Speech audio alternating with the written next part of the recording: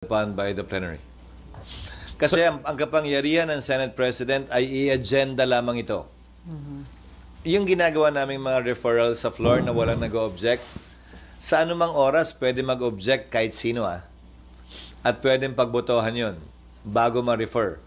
Maskin lahat ng ginagawa namin sa plenaryo are done through a proper motion.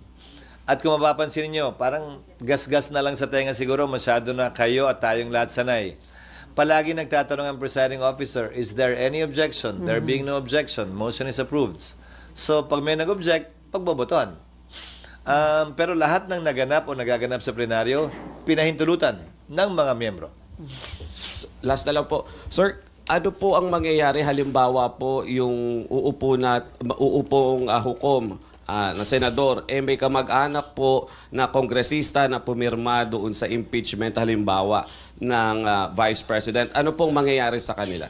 Ang pag-inhibit ng huwes sa rules of court man o sa rules on impeachment ay voluntary sa parte niya.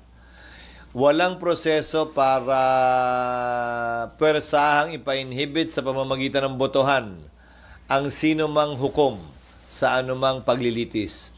So, kung meron mang ganyang pagkakataon, desisyon niya. Pero babalik ta rin ko. O de ko may posisyon pala yung pumirma, may posisyon din ba yung hindi pumirma na kailangan din mag-inhibit yung kamag-anak nun? Hindi naman siguro, di ba? Bakit nyo sasabihin kailangan lang mag-inhibit yung pumirma?